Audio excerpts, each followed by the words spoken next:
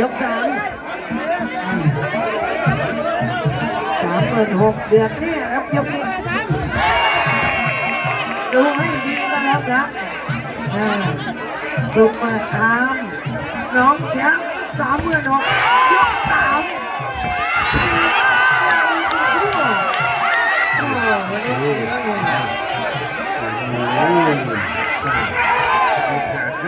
ลูกแชมป์นี่ก็ตีแผนแต่ว่าน้ำเงินน้องแชมป์ตัวซุปเปอร์นี่เอาทะเลาะแล้วครับ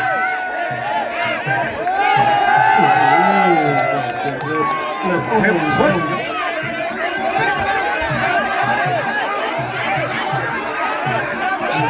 ยก3ดึงมีนาบ้านโพดูให้ดีบ้านโพโดนคนศรีสะเกษกันนะคู่สำคัญที่เขาเติมน้ำมันเต็มถังมาทั้งคู่แกเป็นเจริญกำลังโอ้โหดีครับพี่น้องชาวบ้านโพอย่าเพิ่งนอนครับอย่าเพิ่งนอนว่าที่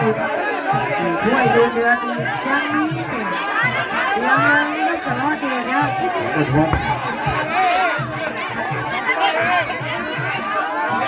ดูตั้งใจครับตั้งใจนะดูว่าตั้งใจครับตุ้นนะครับตุ้นนะ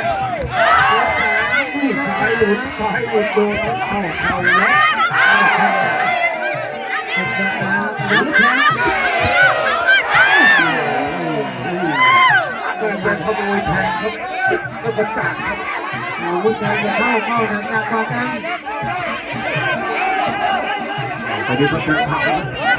ายครับมีเชียร์กันจังหวะเข้าแข้งดูแลท่านยกเกษมนี่ครับ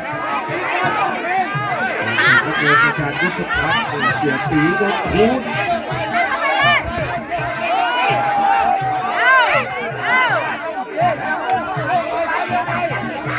เสีย3ซ้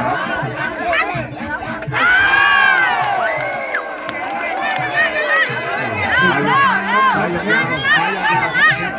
ยาว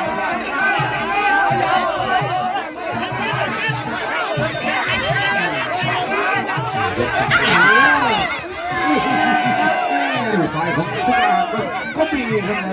ดีว่าเรียกว่าซ้ายดีเด่นของน้องแชมป์ครับสุราเป็นซ้ายก็มี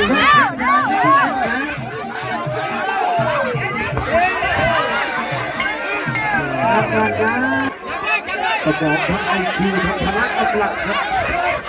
ยกที่4ยก4โอ้โหซุปเปอร์น้องแชมป์ยก4มาแล้ว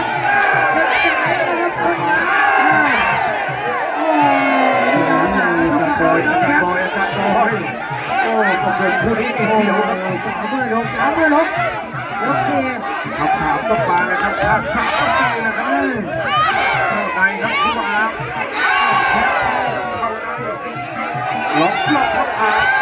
ล็อก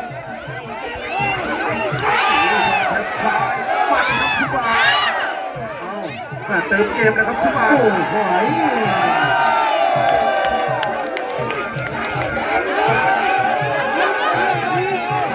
ที่บรรยายก็ยังเสียว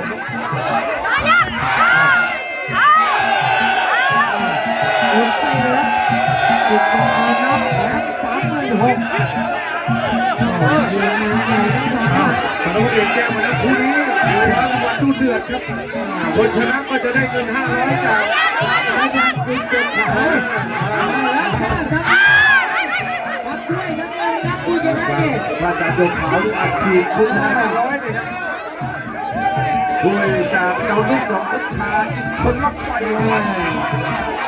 โดยสารวัตรเดชแล้วก็เสียนผู้ทอดยก4ได้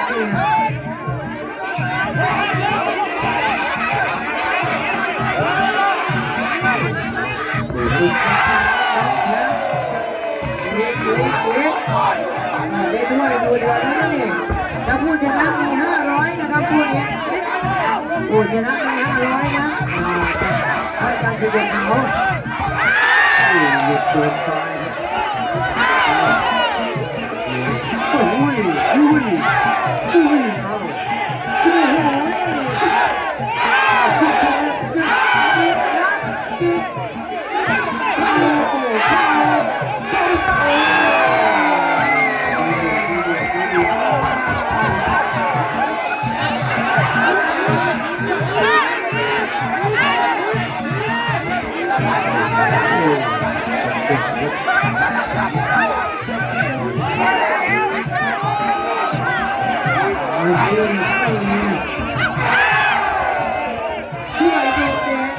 โอ้โห มาดูดูนะ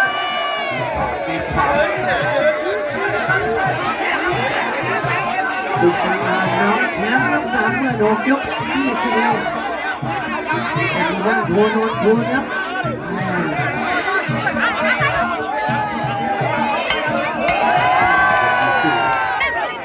หรือว่าใครต้องแจกทุกงานจะเป็นแชมป์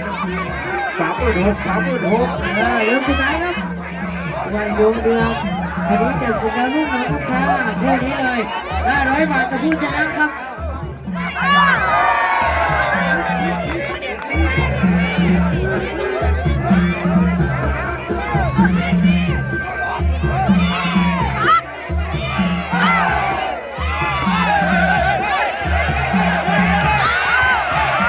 อะไรมันก็เกิดขึ้นได้ในยกสุดท้ายเพราะว่านี่500 บาทสำหรับผู้ชนะครับ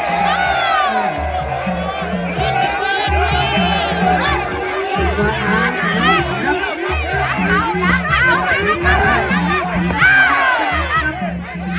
ผู้ชนะโอ้ยนี่สัตว์สิงห์เลย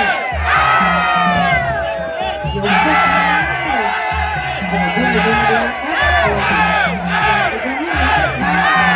ผู้ชนะครับ176 ขาว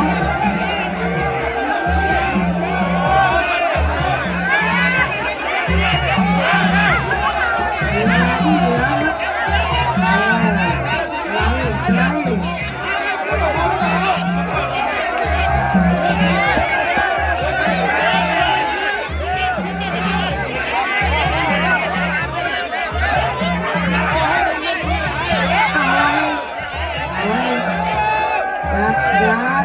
ช่วงท้ายๆในช่วงท้ายๆสุดกระอ่านสุดที่เนี่ยน้องแชมป์โรงเรียนเป็นเจ้าพิทยานั่นเองเดี๋ยวนะครับผู้มอบที่ให้ดูเดือนนะครับมอบ500 บาทสุดยอด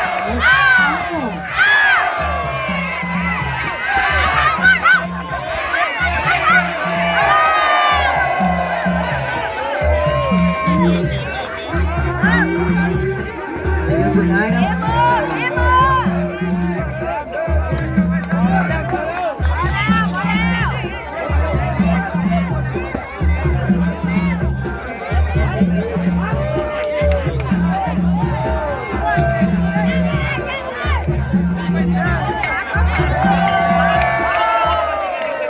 หลังจากชูมือก็อย่าเพิ่งลงจากเวทีครับก็จะเรียนเชิญเสียงภูธรสารวัตรเดชมอบถ้วยดีเดือดบนเวทีครับ แล้วก็ท่านร้อยตำรวจเอกพิชัยยุทธบุญตานะครับมอบเป็นตัวแทนของสิทธิ์หยกขาวมอบให้หน่อยค่ะกับผู้ชนะค่ะเช่นค่ะโอ้ เชิญสารวัตรเดชครับ